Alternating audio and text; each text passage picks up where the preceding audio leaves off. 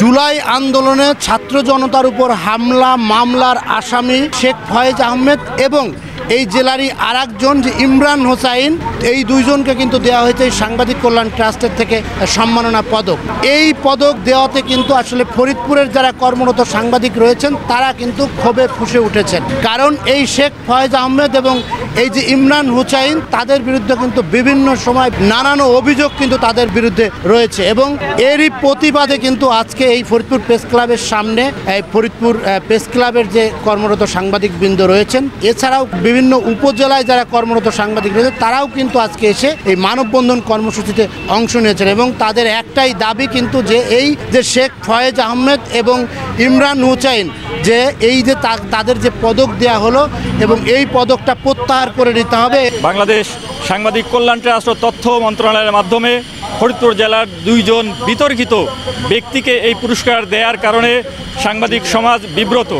আজ কর্মরত সাংবাদিকরা এই শেখ ফয়েজ আহমেদ এবং ইমরান হোসাইন যে দুইজন ব্যক্তি এই সম্মাননায় ভূষিত হয়েছেন, এটা অভ্যুত্থানে জুলাই অভ্যুত্থানে সাহসী সাংবাদিকদের সাথে প্রতারণা করা হয়েছে। ফয়েজ আহমেদ এক কথায় সে একজন প্রতারক। জুলাই গণ অভ্যুত্থানে এই আন্দোলনের সাথে তার বিন্দু পরিমাণ তার সম্পৃক্ততা ছিল না এবং সেই জুলাই গণ অভ্যুত্থানে আন্দোলনের সে তার অবস্থান থেকে সর্বোচ্চ বিরোধিতা করেছে এবং আপনারা জানেন সে বঙ্গবন্ধু সাংস্কৃতিক জোটের সম্মানিত সভাপতি ছিলেন ওই সময়। এখন সে কীভাবে পুরস্কার পেল আমি নিজেই তো অবাক। কারা পুরস্কার এবং কীভাবে দিল এটাই তো আমাদের কাছে বোধগম্য না। এই জাতীয় একটা রাষ্ট্রীয় পুরস্কার যদি হয়ে থাকে, সরকারের উদ্যোগে নেওয়া হয়ে থাকে, তাহলে প্রত্যেকটা জেলাতে তথ্য মন্ত্রণালয় আছে, প্রেস ক্লাব আছে, তাদেরকে চিঠি দেওয়া দরকার ছিল যে আপনাদের এখান থেকে আপনারা তালিকা দেন কাদের কাদের ভূমিকা গত 24শে জুলাই ছিল। সেটা না করে অনেকটা চোরাগুপ্তর মতো একজন অ্যাপ্লাই করলো আর আমি দিয়ে দিলাম, এটা একটা অদূরদর্শী এবং হঠকারী সিদ্ধান্ত হয়েছে। ঘৃণিত চরিত্র হিসেবে তার বহিঃপ্রকাশ ঘটেছে। সে ইতিমধ্যে সমাজে নানান ধরনের অপরাধ করেছে, সেই ব্যক্তিকে এই পুরস্কার দেওয়াটা এটা প্রকৃত সাংবাদিক যারা তাদেরকে অপমান করা হয়েছে। শুধুমাত্র 24শে জুলাই আন্দোলন না, আমরা বিগত সালে যে কোনো যৌক্তিক আন্দোলনে আমরা শেখ ফয়েজ আহমেদকে পাইনি।